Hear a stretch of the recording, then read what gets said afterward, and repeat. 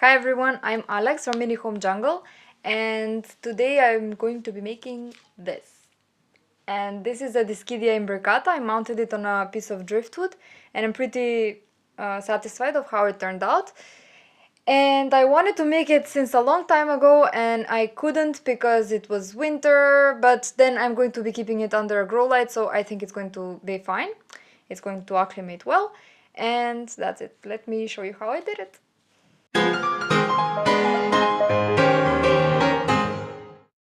This is the plant that I'm going to be mounting.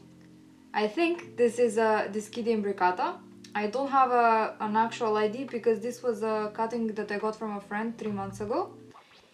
It was a branch of, with quite a few nodes, but she bought it as Dischidia numularia, but this is obviously not a Dischidia numularia, so yeah. By the shape of the leaves, I think that this is an imbricata. So as I said, I got it 3 months ago, and I've been keeping it in my little greenhouse where I keep all my propagations. It's heated and there is plenty of humidity there as well. And it hasn't been touching any soil or sphagnum moss or anything. I just put it like that on top because I was hoping to do this project like any day. And then it just kept postponing and postponing, so this is the day I managed to actually do it. What really surprised me is how resistant it is, because I also have a Dischidia numularia and a Dischidia ruskifolia, but they are really drama queens compared to this. Like, this has been like this for 3 months. The leaves are a little bit dry. I'm hoping that it's going to get better once I put it on the driftwood. But other than that, it's also flowering, which may be also a sign of stress. But I don't think it's a big problem. I think it's going to be fine once I put it on the mount. It actually made plenty of aerial roots inside the greenhouse, which doesn't surprise me because of the high humidity and the warmth. And I'm just hoping that it's going to catch well onto the driftwood, and yeah, with the moist sphagnum, I think it's going to grow fine. As you can see, this is my improvised table, and I don't use this for guests, but it's pretty useful for the video because I need something to do things on. And I live in a very small apartment, as you may know already, and I don't have space to put all kinds of tables and things in the way. So these are just tiles. Then I'm going to be using this mat that I also made. It's some posters that I got from a friend, and I just stuck them together, and I'm going to be using it like this. And this is the driftwood that I've been talking about. This is a great piece of wood, and I found it originally in the garden of my friend's house, and she didn't need it, so she gave it to me for free. And the reason why it's wrapped in all this, I'm going to explain, okay, the whole story. So when I got the driftwood, it was outside, it was all wet, and I was really afraid to bring something in my house that could potentially have termites or ants or whatever. So what I did was I baked it in the oven for about half an hour, I think, at maybe like 200 degrees Celsius or maybe 180, something like this. But I was really surveilling it all the time because I was afraid that it's going to burn the house, and it didn't, luckily. But if you do something like this, like, please be very careful. Be there, like, watch it all the time because it's important that you don't burn your house. I just left it on the table like this overnight, and in the morning I saw there was a whole pile of ants on the table. I don't know if they were ants, I don't know what they were. I think they were ants, but anyway, they were super small, and there were piles of them dead, and they were just falling over for the next few days like this. So I think it was full of these inside, and then I needed to keep this away somewhere in my wardrobe, so I just wrapped it around with this so that I don't have a bunch of ants like falling on the ground and everywhere. So this is it without the plastic wrap. As you can see, there are plenty of these holes made by the ants. And why I chose to do this on a piece of driftwood is because originally I was reading that when you're mounting houseplants on whatever to hang it, you need to use something that is mold resistant, something that is not going to rot as well. And driftwood is usually used very often in aquariums, so it's quite resistant to water.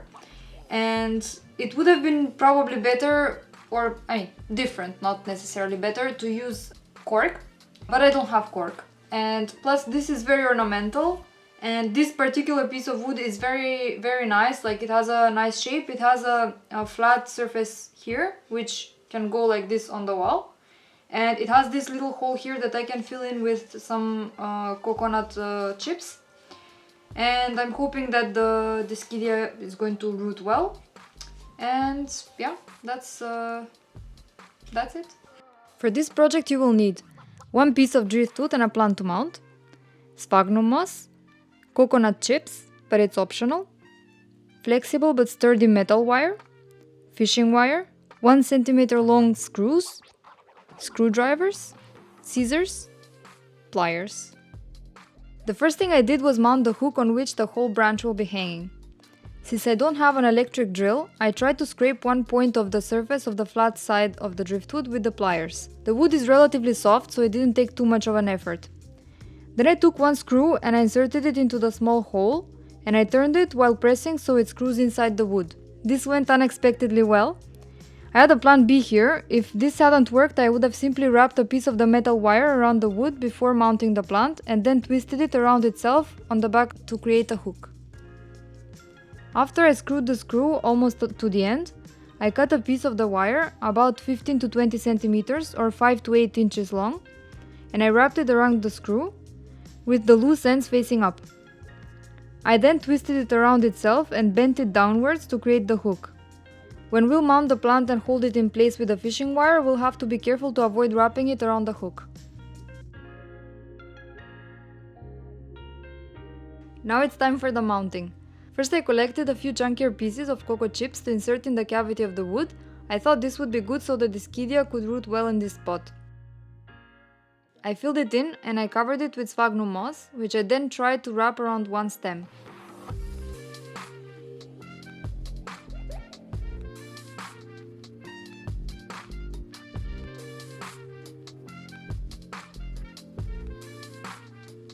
I took the fishing wire and I wrapped it around the plant carefully, and then I tied it in 3 knots on the back to be sure it wouldn't get too loose.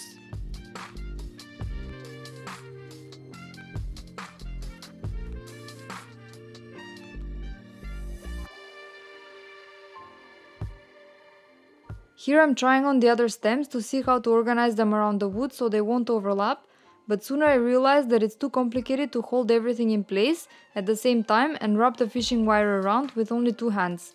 So I decided to simply wrap the sphagnum moss around the whole wood first and then secure the stems one by one.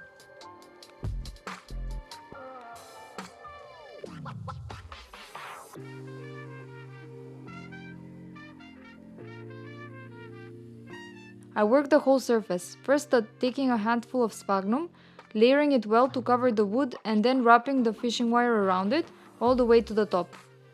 I didn't put moss at the back of the wood because the back will be leaning against the wall.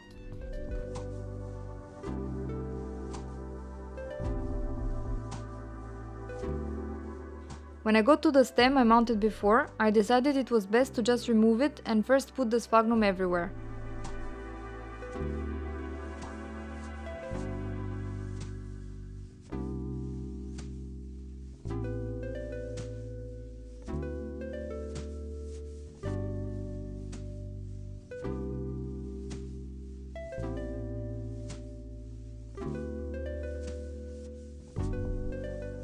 After I covered the whole piece of driftwood, I went back once more to check where I needed to add moss and secure it better.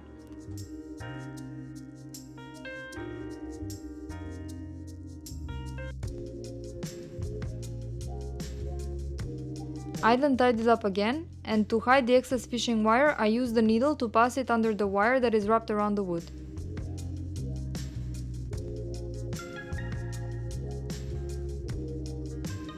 Then it was time for the stems. I started by layering the longest stem on the moss, being careful to let the aerial roots face the sphagnum, with the leaves covering them.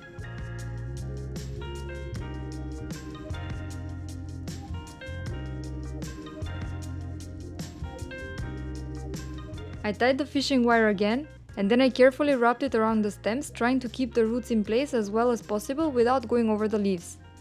Just make sure not to wrap it too tightly.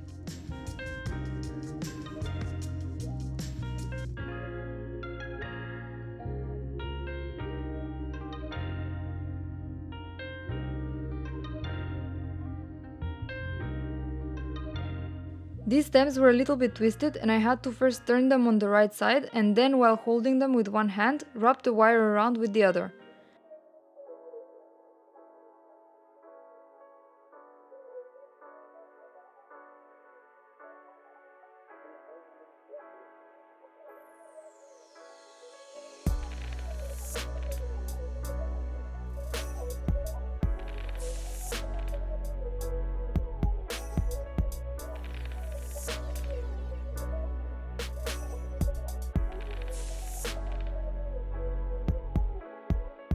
I tied the wire when I was done, and I hid the excess wire as I did before.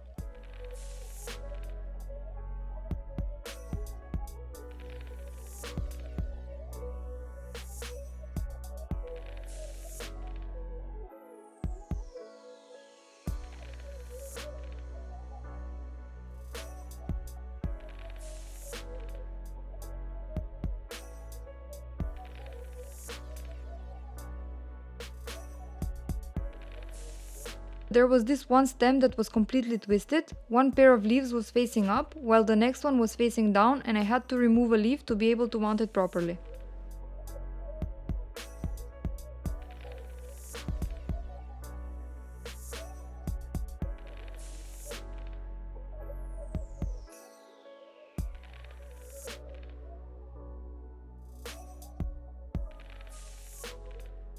So as you can see, it's the same process all the way, just be careful to have all the roots and the undersides of the leaves facing the moss.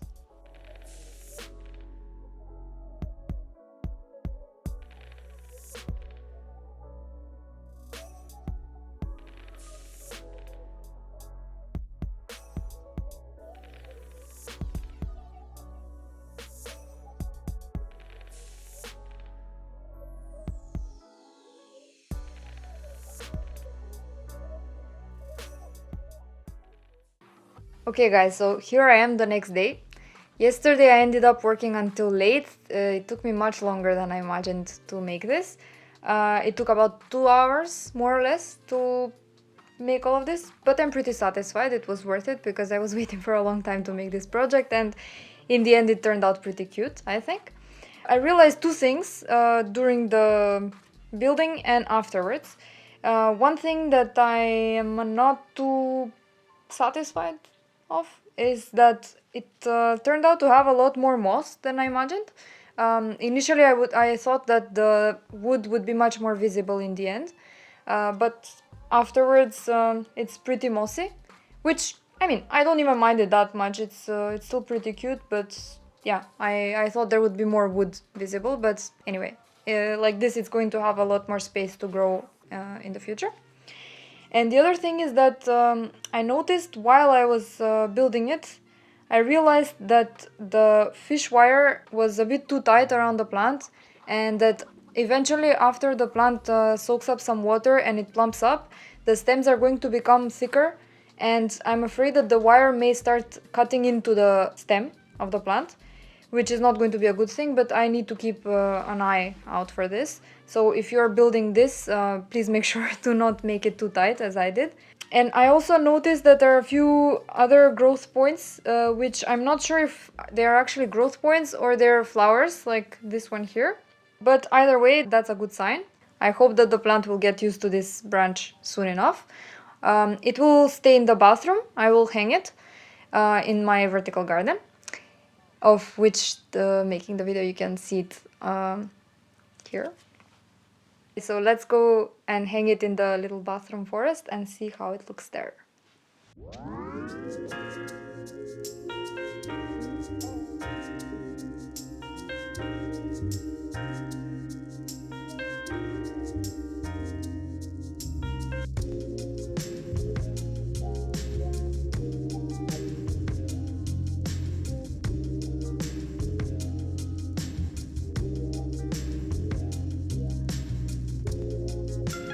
Okay, so that's it for today. Thank you so much for watching. I hope you enjoy watching me make these things as much as I do, because I really enjoy doing them.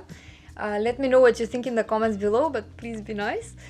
I will link my Instagram page somewhere here on the screen if you want to check it out. You can subscribe to my channel if you enjoy watching similar videos to this one.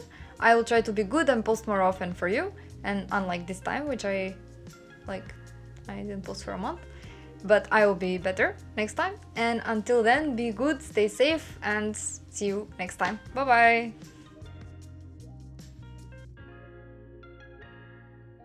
No. No, no, no, no, no. And why do I have to make a mistake right away? No, but no. Nope. Nope. Nope. Hi, I'm Alex. No. Let's start again.